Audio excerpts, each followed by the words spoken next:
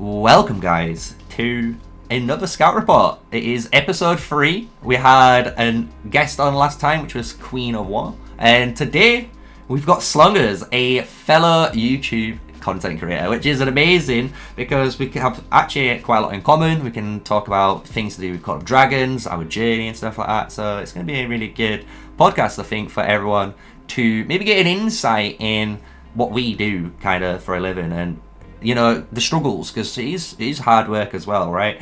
So definitely. So how you doing, Slungers? How you doing, my dude? Yeah, good. I think for a living is a strong word. Strong way to term that. But yeah, it does take a lot of work to make the videos. Otherwise, I'm doing good. I did my morning routine, went to the gym, did some climbing, trying to stay healthy. And yeah, now popping in with you. So thanks for having me on. Yeah, man. I love the fact that you do climbing. Do you do is it rock climbing, or is it like climbing in a facility on the walls? Yeah, I do both. Of course, okay. training is in the gym. I do more bouldering than climbing for those that are into the sport. But I do both, and climbing outside is a lot of fun. It's just a lot more time consuming to get out, and you have to go with other people, and it's not good for my lifestyle to be able to train outside. So yeah, I train in the gym, and then when I can, I get outside and go and on real rock, if you will. Yeah, man. So obviously, some people might not know who you are, right? Because obviously, some people might not go around YouTube, right, and check out some of the content. So why not tell people where you're from or what you do? Because I know what you do, right? I know you're a YouTube content creator. I know you do comedy style content, right? But I want you to give them a little bit of a basic understanding on what you do, right? And then we can take it from there. Yeah, for sure. So the idea started. I did, a typical opening chess type of content where you just do a live stream of you opening golden chests. That was my first video I made at the end of season 1, I believe it was. And then I really enjoyed that. I started thinking, what can I do that's maybe a little new, something different, bring something, that other people aren't doing. And as I've told you this story before, but I started thinking, what can the big content creators not do? And I kind of fell onto Chisgul. And I was like, well, what can't Chisgul do, or what isn't he doing? Well, he's not doing comedy, and he definitely can't do an impression of himself, because that just would be stupid. Yeah. So I said, well, I could do an impression of Chisgul. It's something he definitely can't do. It's funny. So that's kind of where the idea of the first big comedy I did, the Saturday Night Dragons, came from, doing impressions of Chisgul, impressions of Mephisto, and things like that. And it kind of evolved from there. Now I do a variety of content. I do streams. I still try to do the comedies and the parodies mixed in, but I'm trying to do a little bit of everything, since the comedies take a lot more time than some of the other videos. I have to try and mix them in as I go. So that's kind of the very brief overview of, of how I got into it, how I got started, and kind of how the idea came to be, if you will. Yeah, no, it's great, honestly, and I love it, and I don't know if you guys have checked him out. Honestly, you will enjoy these sketches, because it is different, and it's good because and this is what we've talked about this plenty of times, right, off camera and off streams and stuff, where it's like, what can you do that other people can't do? And that's what I think a lot of maybe people want to get into YouTube don't realize. It's where you have to figure out your own niche, right? And when you figure out that niche, you really do need to lean into it. And I love the fact that you leaned so hard into it now. And obviously you've got to do the content just to give people the content, but everyone knows you so far from the comedy sketches you do, right? Which is an amazing feat. And I love the fact that, like I said, the Chisgul one makes me crack up every time, because you actually nail that one so hard and spot on. It makes me laugh every single time, honestly.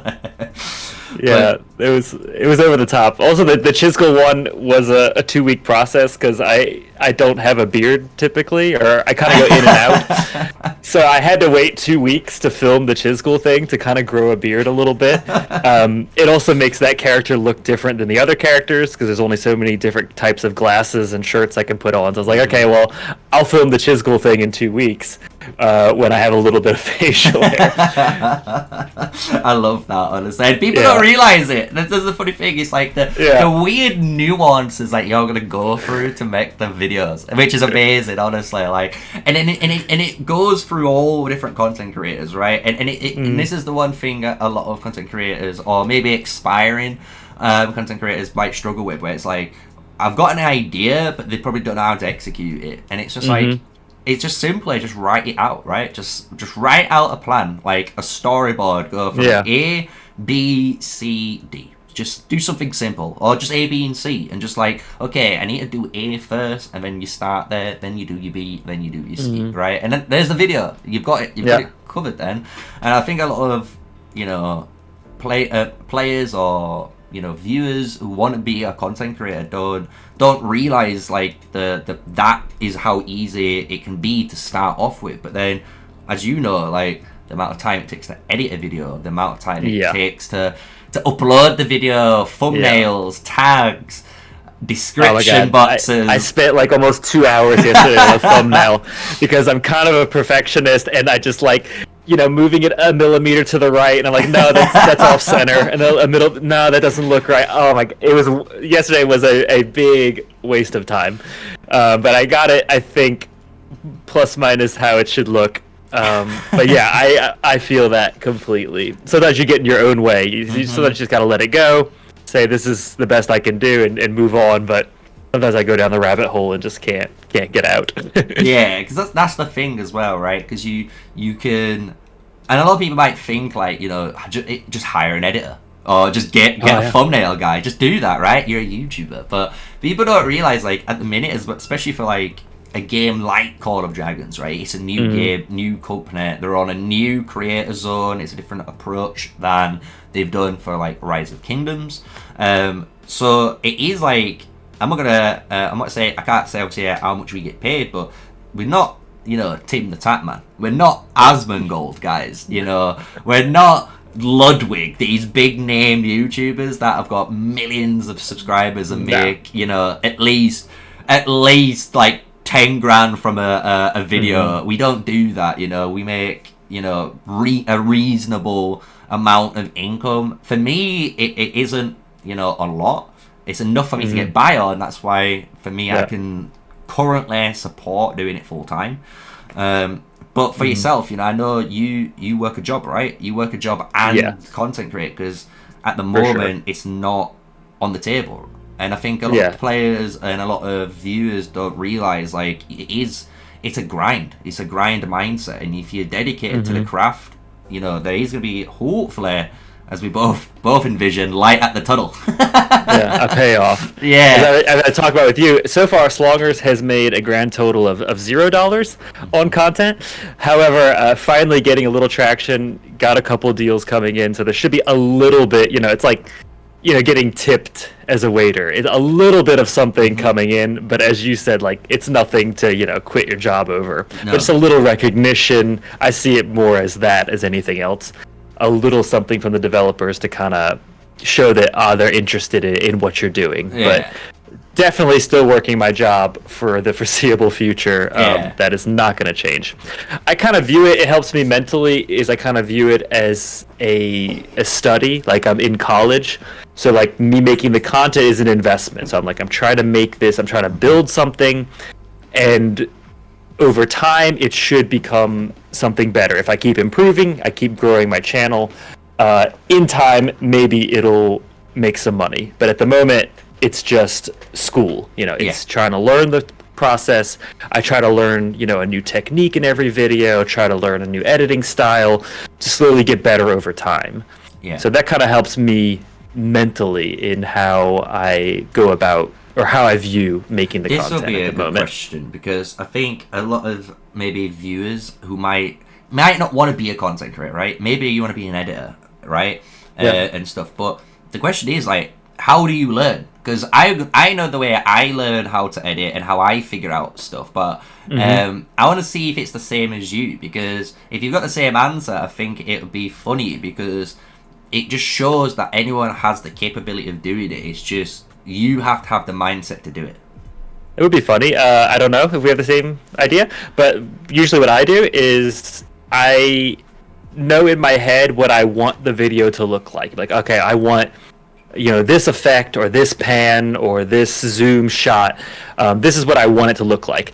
I don't know how to do it, but that's what I want to do. So let me Google or YouTube or research to how do I do that technique.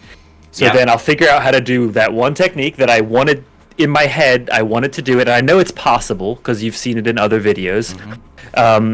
And then I'll do that in the next video. I'll just learn, like one thing, and then I'll use that now in the next video to make it look how I want it, how I envisioned it looking. And that's how I learn little bits at a time, a new technique. Yeah. How do you go about doing Literally the same. Literally the same. And this is what I was going to touch on. And I don't think people realize this. It's like, I kept my journey, and I've kept all my YouTube videos from the start to now on purpose, because it's one of the things where I can go back maybe 2 years from now where I'm even better than I'm currently am, right? As an editor. And I can just be like, look, this is progress. And I did this the same as you, by just going on YouTube basically and searching for what I need to learn. So if I needed to learn, like I use, for example, DaVinci Resolve as my editing program. So if I needed to learn something, I'm searching DaVinci Resolve on what that effect is, and I'm trying to figure it out, And it's one of the things where I think people don't realize, like, honestly, instead of going to a library nowadays to learn, you can just go on YouTube it, and Google it. Like, the fact that you can Google in YouTube how to edit, and there's so many videos and, even forums that just teach you how to do it for free. It's just about exploring and finding it, in my opinion. So I love the fact that you're doing the same, and I think it just shows that anyone, if you have the mindset, could do it. That's what I think. So if you're willing to learn, you're gonna learn, right? And you have to learn this content creator job, if you want to say, because it is something different. It's not even normal, right? It's not like going to work in a store or even construction work or engineering work, because a lot of the things you're learning is video editing, but then even human behavior, what do people want, why are people taking this video more than this video, and it's such a different way of looking at, I think, life as well as just your job, which is so weird that you have to learn that skill. So it's cool. I find it's interesting, as you can tell, but we both do the same. Yeah, I love psychology. Was always one of my favorite subjects in school, because I'm in the medical field, so I had to take psychology. I even took it twice because I had, depending on what country you're in, but basically in America I had basically a B in psychology, or in Europe maybe a 5 instead of a 6. And so I retook psychology to get a perfect score. So I took the same thing again, just so that I could have all perfect scores in all my subjects. I took psychology twice. But yeah, I love studying people and figuring out, what people like. I try some things with my thumbnails, try to go over the top, see if people are interested in that. Try different things. In a video, in my last video, I got some feedback from somebody the other week, and I played into my new video. He said, I'm a bit slow at getting to the point, or the way I talk. So I just did a part of the video where I just put myself on 5 speed and just sped through the garbage that people maybe wouldn't want to watch anyway, and then kind of made fun of myself in the process. And it made it really good. People loved it. They thought it was hilarious. And you could see that the viewer retention is way higher in that section, where people might be clicking off of your video. Now they're staying on because you're doing something funny or interesting. So I love the analytics, the data, studying it, studying people. That's like definitely my bag. I could do that. If I could make a living out of psychology, I would love to do that. But unfortunately, I didn't go down that route. You Yeah. kind of semi going down that route now with the thumbnails and technically the Yeah. titles and stuff. So it's bit, like yeah. almost there. Obviously not maybe having someone on the couch and asking them what the problems are. Not that. How did getting rallied make you feel? Yeah. Yeah. How does it feel to be zero today? And they're just Is it a there, burning feeling? yeah, like they're just there, like I have no resources, I got no troops, I don't know what to do with my life anymore. It's over. You're like, Yeah. It's like sitting here like with my pen, interesting. So Yeah. I was gonna say, so when obviously you've started this content creator journey, how has it actually been for you as a whole? Like, have you enjoyed the experience? Is it been something that you didn't expect? Like, I know recently something's happened. I don't know if you're happy to announce that and that, but you can explain it, because I know for myself, I think like the content creator journey's been like, it's been interesting. I think that's been the word for me, because it's like, I expected my channel only to have about 1,000 subs in a year, and somehow I've got 4,000 subs in a year. So it was kind of like, whoa, Yeah. And then obviously the journey of like meeting other content creators and like bouncing ideas, or just like asking for advice, because obviously like we're new in this space, and there's obviously all the content creators out there that help, right? So I just want to hear, like, how have you thought of your journey so far as a whole? Is it been a positive one, or has it been what you kind of expected? Yeah, definitely not what I expected. That was clear very quickly. When you go into it, you think, "Oh, I'm gonna become a professional gamer." I'm gonna game, and that's it. That's content creating, is me playing the game. And then you realize after like your second video or so that, yeah, playing the game, that's the recording part, and then you're done with that pretty quick, and all the other stuff that comes to it is more work than it is gaming. So like if I'm making a video, or you're making a video, or editing, or thumbnails, or working on YouTube, you're not actually playing the game during that time. Like, that's a separate aspect.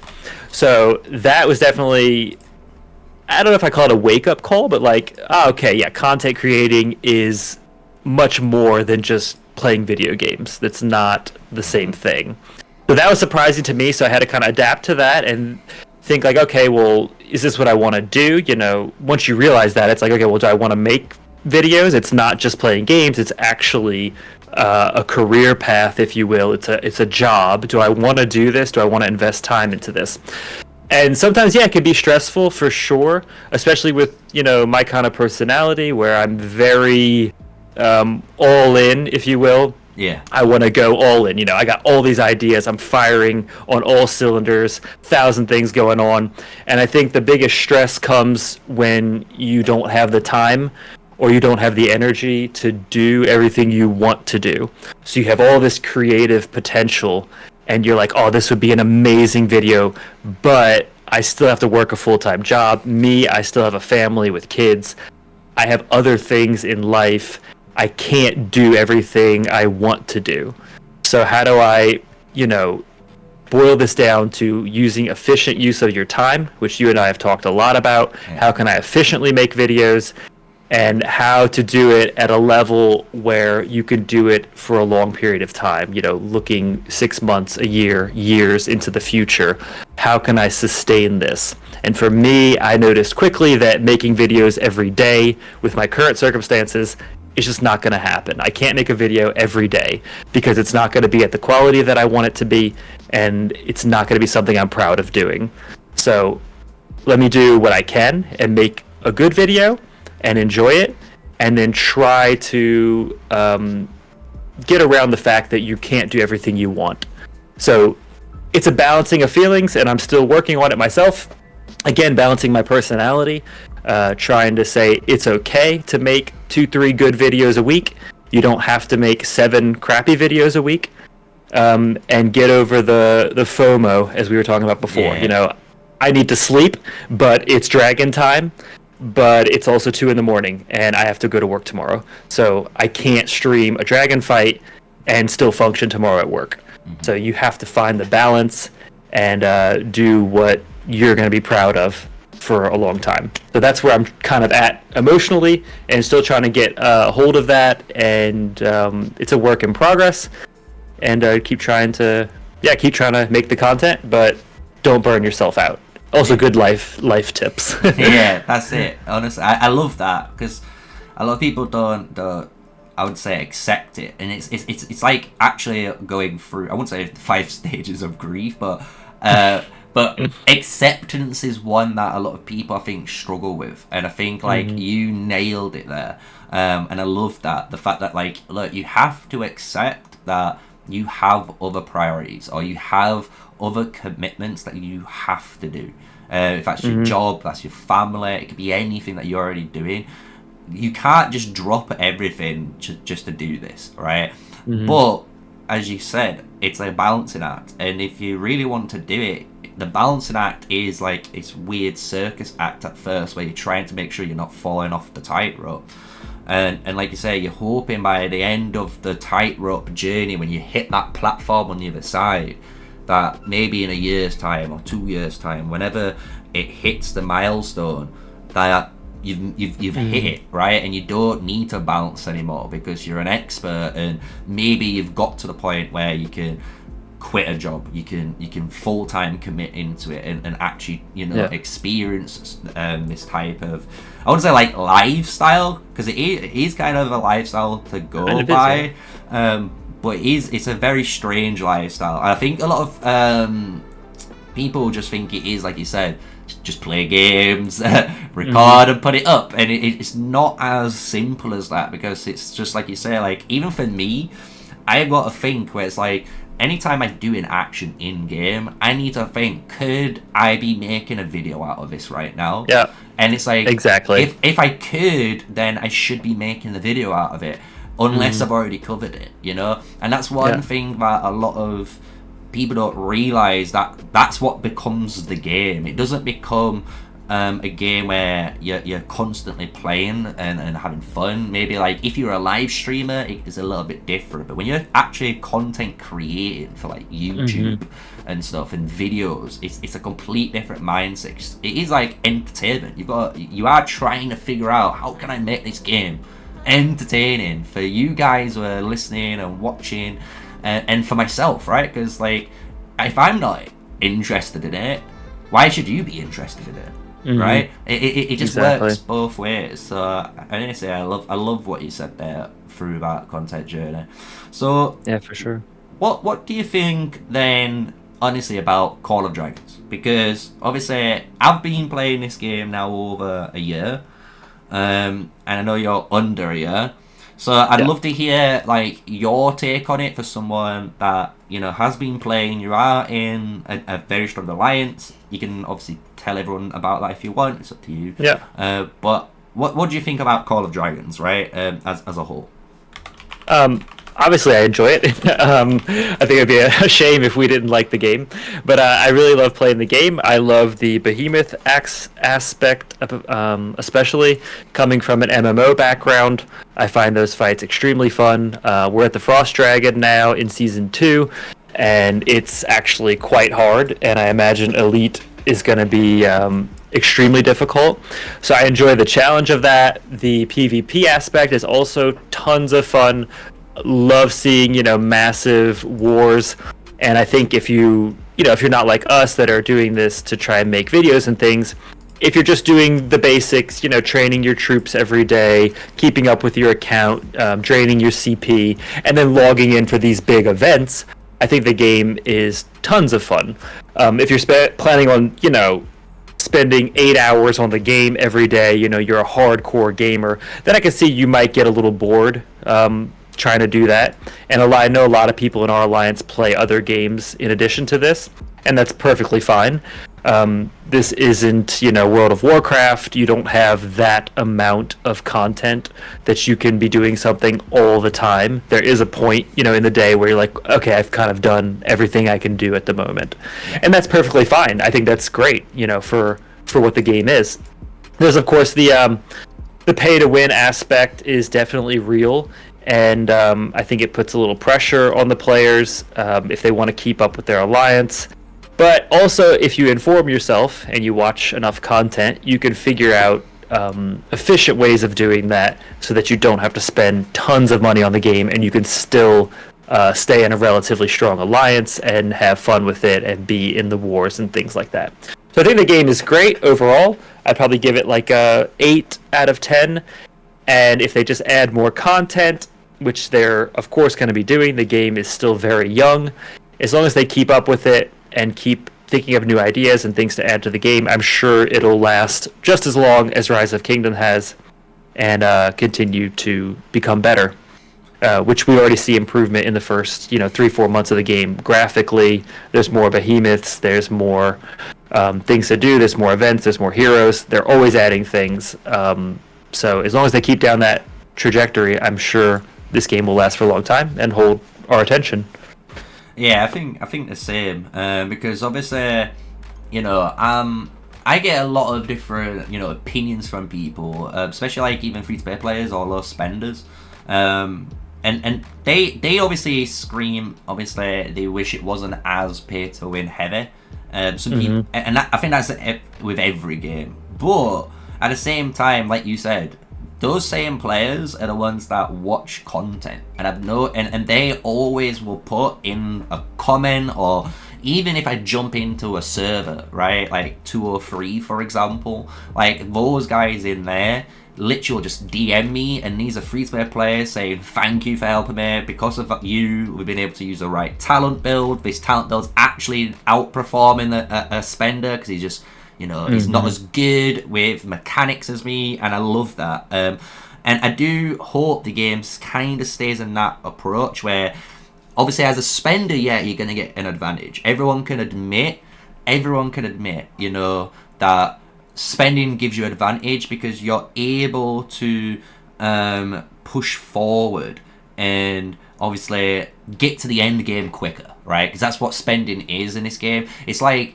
it's weird because I don't call it pay to win in this game. I call it like pay to progress, which is like very different. Because if you pay to win, it means like, for example, I could then, I know there's 2 VIP heroes, but in reality they would be like certain artifacts in that shop that only can be bought with money, and that's pay to win. Like, yeah. I don't see that. I just see ways of spending money to progress your account quicker, right? Which is vastly different, I think, for the game.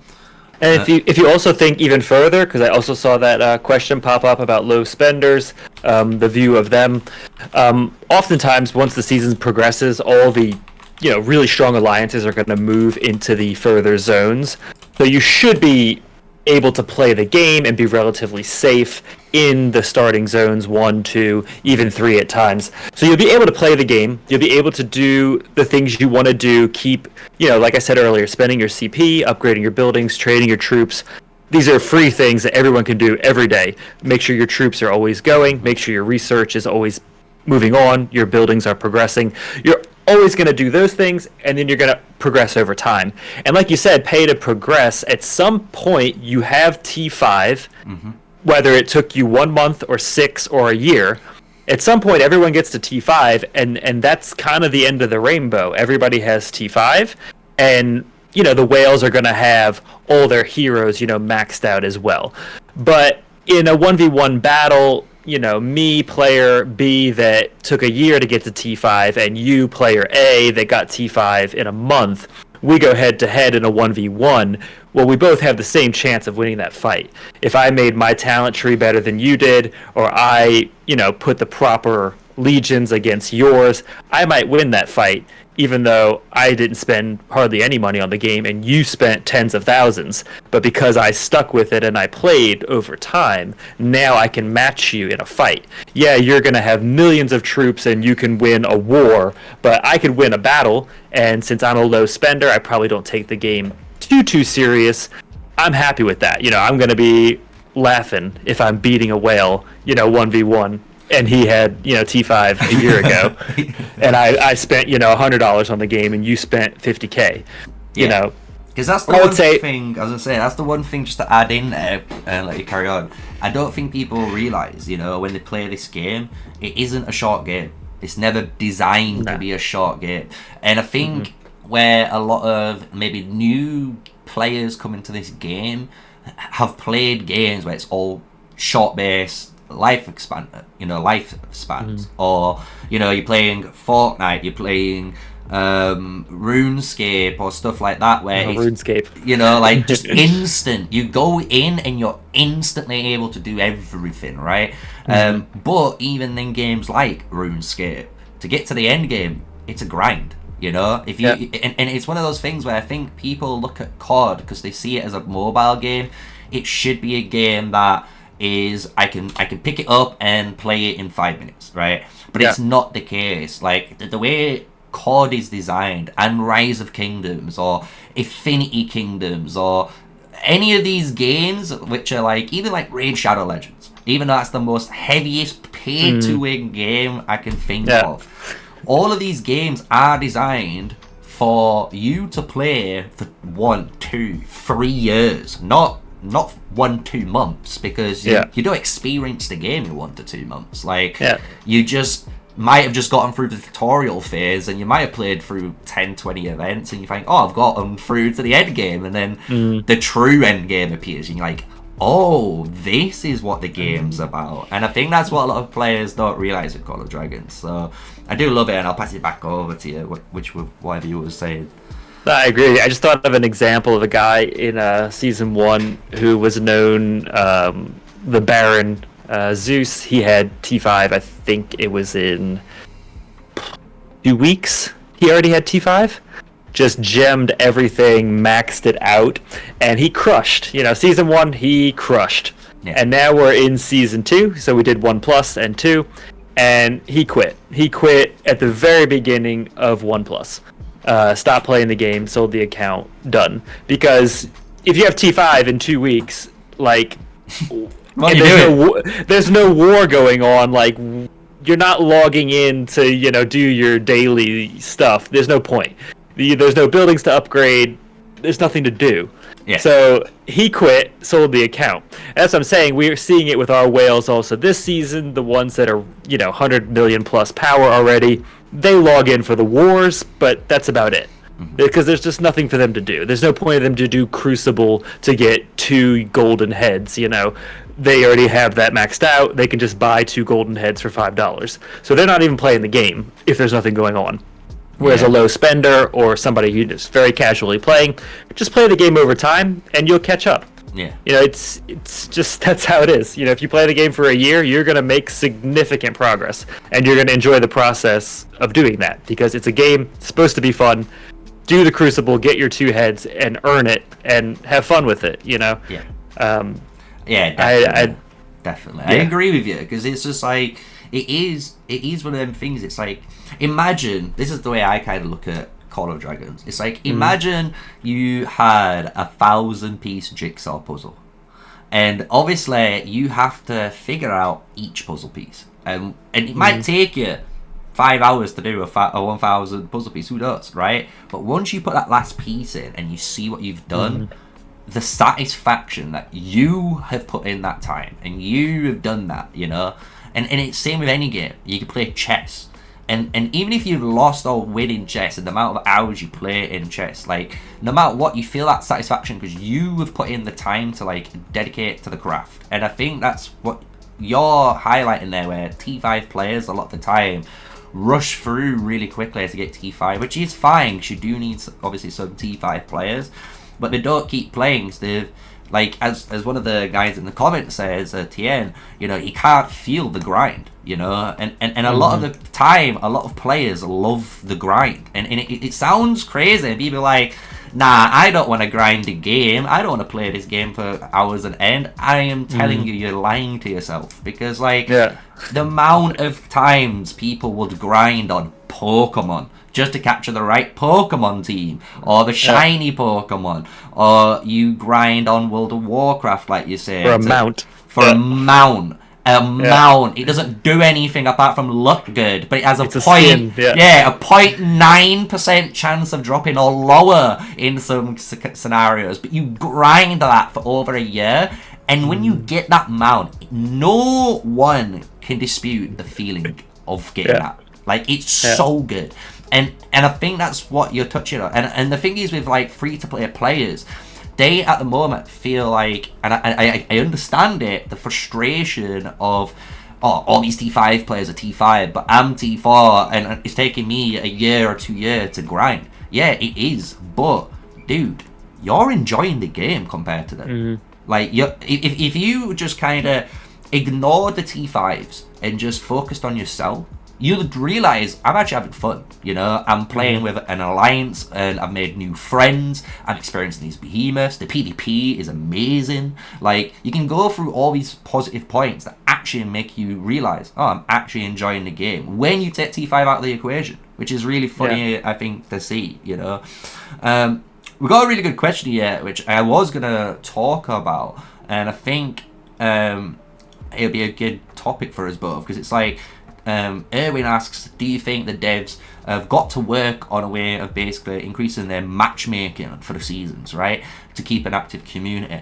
And the thing is, I think this is true, and I think this is happening in the game already, because if you remember in the Q&A, the Q&A did state they're doing seasons 1, 2, and 3 that they know, and during that season 3, was asked about migration, and they said you could potentially cross migrate if you've done 3 seasons, right?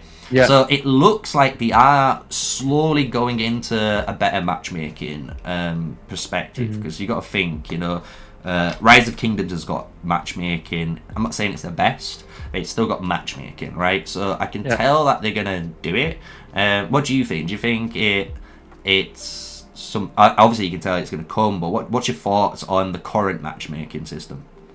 Oh, for sure. I think they definitely should improve, but it's very based on your perspective, and it's based on your current season. So, like, if you're having a great season, you think the matchmaking's awesome. If you're having a crappy season, like we are, you think the matchmaking is crap. But you have to have a little bit of understanding, also from the dev standpoint, that, you know, they look at overall server power, but they can't look at, okay, well, what alliance is teamed with which alliance on that server, and how's that gonna gel with the other? Like, there's no way they're gonna be able to analyze that completely. So they can do the best they can with matching similar power servers, but depending on how alliances coordinate and align, that's going to determine how the season goes. But this goes back to what we were saying before, which is if you view it as a long-term game, we're having, for example, a very slow season. We had nothing to do until the last zone. The last zone provided about a week of fighting, which was really fun, and now we're kind of, you know, slowing back down.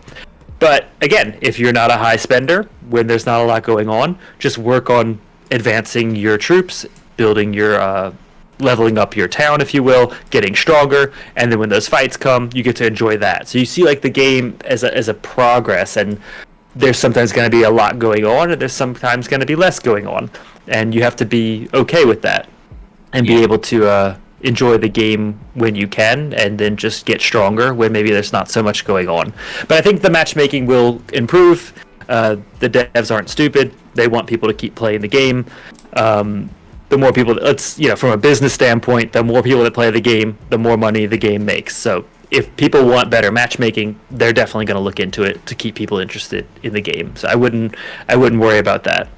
Yeah, definitely. And it's one of them where, like, you can imagine, I know we're in season 2 and everyone's got their thoughts. You've got to think, guys, this is the first first time season 2's been out, right? Mm-hmm. And a lot of players keep forgetting the way Call of Dragons currently operates, and especially how Rise of Kingdoms still operates, right?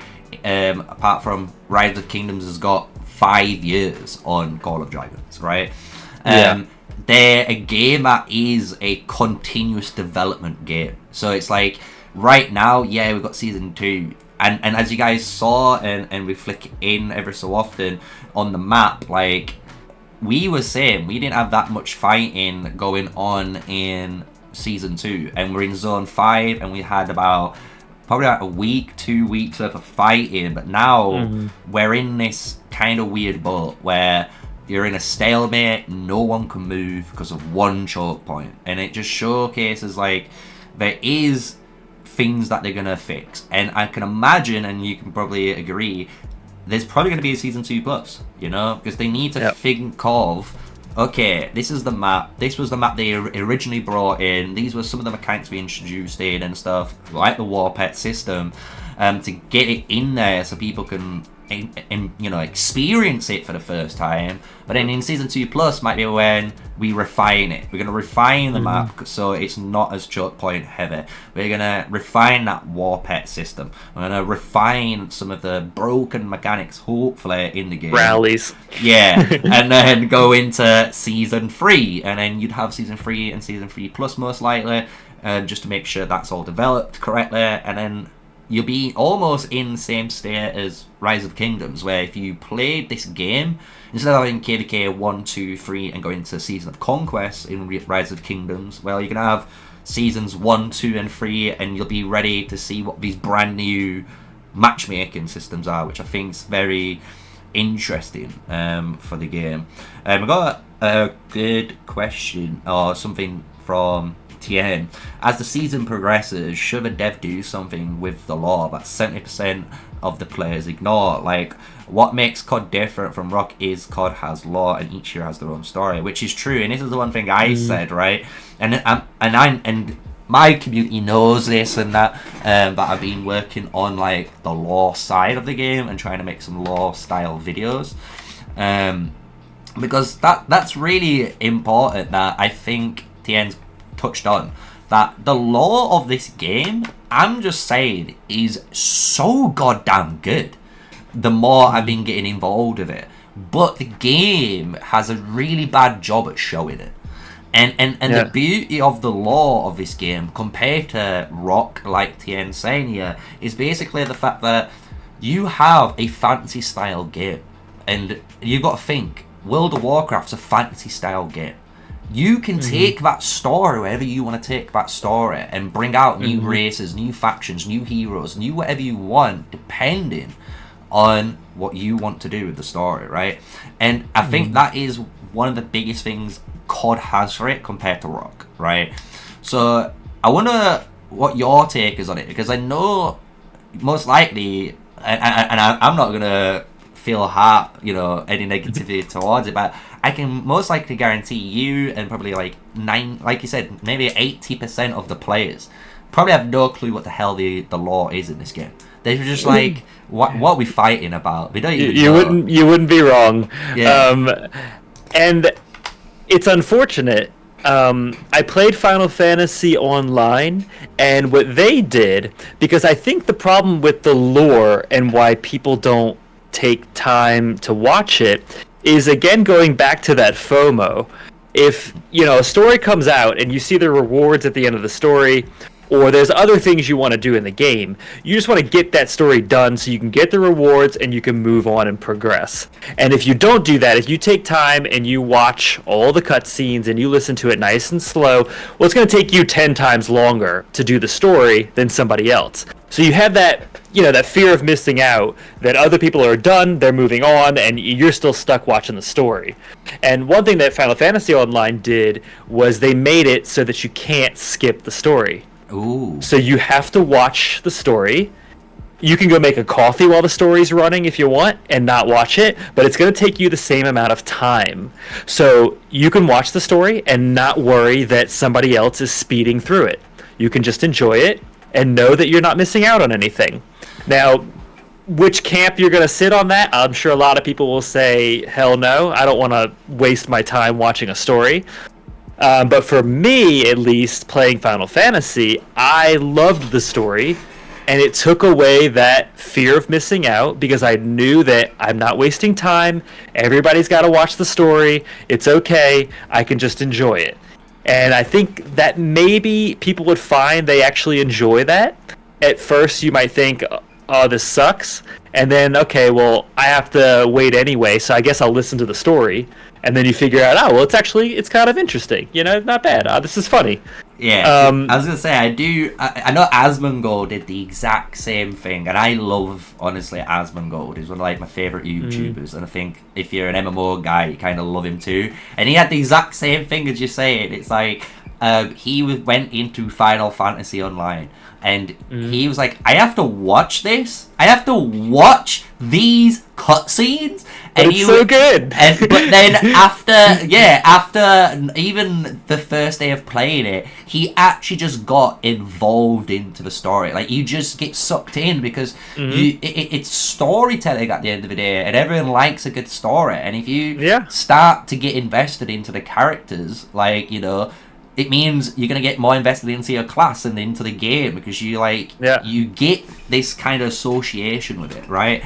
So it would be good. I think I kind of would like that, but the only way I think I'd like that some sort of like story, you know, forceful, is if they did the story with a bit more cutscenes. If they added more cutscenes in the game, CGI, like good quality. Yeah, because like the season 1 CGI is perfect, and this season 2 CGI is perfect, right? Yeah. And that's what you guys probably wondering what we're talking about. That's what gets played in the background. Like, that's the season 1 CGI of the game, right? So it's one of them things where you could tell parts of the story, and even like, say for example, the flame dragon is opening up. As it unlocks, you know, for the first time, when a person logs into their account for the first time that day, a cutscene just pops up and you have to watch it. So, and everyone has to do it, you know? And it might be just a really cool cutscene that explains why the flame dragon's awakened properly now. And it gives you that story and that lore that some players want, some players might not want. But I think, like you said, the more you get involved with lore and the more you just like it, you just like the game more. It's like a really interesting aspect, I think. For sure. So, I don't know how long you want to stay here for, but I was going to say a couple of last topics if you want. Yeah, what you got? So, with Call of Dragons, right, what would you say could be the biggest downfall of it? Because a lot of criticism, I kind of done it myself, and I love Meowa, another YouTuber. He coined the phrase first, and I will always, if you're watching this, I always give you props up, but he coined the phrase that Call of Dragons currently is having an identity crisis with the fact that everything in that Q&A leaned to more towards like Rise of Kingdoms, and it's like, do you feel that? I don't know if you've ever played Rise of Kingdoms or not, but do you feel like this game is having a small identity crisis? Like, it doesn't know if it wants to be Call of Dragons or if it's trying to just mimic something else? Like, what do you feel on that? And then I'll give you my take after. Well, I played Rise of Kingdoms for like 2 months a long time ago, so I probably played, you know, a version that's unrecognizable to the current, you know, game. So I don't know if I can completely compare the two experiences, but I do like the you know, the phrase, if it ain't broke, don't fix it. And people really like Rise of Kingdoms, so if it's working, and I think I don't know, I've zero statistical knowledge, but I don't know how many % of players that are playing this game also played Rise of Kingdoms, but I would imagine it's a pretty high % that got into this game. So they like Rise of Kingdoms. That's why they started playing this game. So take, you know, the few things that work really well in this game, behemoths and, you know, the fantasy aspect of it, maybe lean into that. But, you know, keep those Rise of Kingdom ideas that already worked. Let's bring those into this game too, because I don't think anybody's going to complain if you bring, the best parts of Rise of Kingdoms into this game, which they have already done under different skins. Roots of War wasn't an original idea. So they're kind of doing it anyway. So if I were them, I wouldn't use that as being scared. Like, oh, we would put this in the game, but we already did that in Rise of Kingdoms, so we're not going to. And I don't think they're dumb enough to use that kind of logic. So I would expect things to continue to cross over, but I hope they keep the things that work too. Keep working on the behemoths and that aspect of it, because I think that's something unique, and it's something I personally really enjoy about the game. Yeah, because it's a weird one, because like I said, I do want them to take some of the best things out of Rock. There's no doubt about it. So like either like you say, the Ark of Osiris, which is Roots of War. Like there's certain events in that game which can literally just get grabbed and thrown over into this game. Even like the Soroli one where you're fighting those 5 unique different like mini bosses to gain equipment. You could do something like that, but for like pet stuff, or maybe in the future to bring out a new artifact mechanic and you can earn it through there or something. Who knows, right? But there's like, obviously, I think a lot of the things people are worried about and the identity crisis is like, maybe removing the season hero resets, keeping artifact levels maxed out instead of resetting them, and all these little things that are rising. Which they're considering.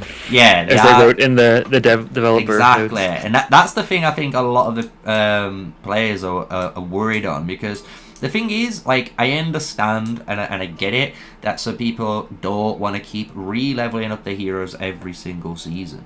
But the way the game is designed, it's like, it's the fairest way for all players currently. And it might not be the greatest. Look, and it might, and I know it's going to take time and people might slap me for it, but look, it's one of those things where it's the fairest way to maintain spenders and free-to-play players, because enjoy the grind. Yeah, you have to enjoy the grind, and you know what? If you don't enjoy the grind, and I've said this multiple times, maybe this just isn't the game for you, And it's funny because there's other games. There's Rise of Kingdoms. Go and play Rise of Kingdoms, or Age of Titans, or Infinity Kingdom. There's actually so many different options for you to play that I don't think this game has to, kind of like bow down and become almost a clone of another game. It can, I think it needs to maintain its almost character, because that's the one thing I hope it does. Because like you say, I love the behemoths. I know they shouldn't get rid of the behemoths and stuff like that,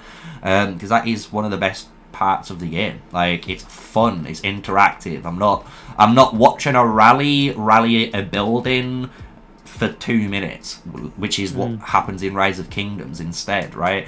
So it's good that they've got these interesting mechanics that I think in Call of Dragons is good, and they should try and keep, personally. I think one of the best ideas was just in the last notes, which, since we're talking about behemoths, I think that's one of the highlights of this game. And I think the sad part is that so many people can't do behemoths because they're not in a strong alliance. Like, if you think of the dragon, one alliance does the dragon. That's it.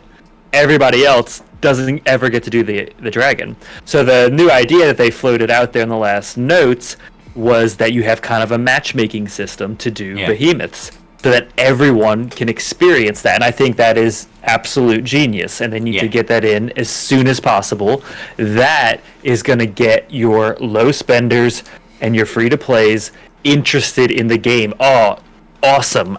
I'm in a farm alliance, but now I get to experience behemoths. I'm logging in, I'm playing. Yeah. And, from a business aspect, those low spenders, I want to do behemoths. I need an archer march for that behemoth. I'm gonna spend today because I really want to beef up for that fight. Whatever your budget is, $5-10. I'm gonna spend it today because I want to, improve my archer march for the behemoths. So everybody can win. I thought that was a great idea from those notes. And I would just tell everybody, be patient. This is a very young game. they're constantly thinking and coming up with ideas. We're getting these developer notes and update notes once, twice a month. They're always thinking of new ways. So just be patient. They're working on it. They want people to play the game.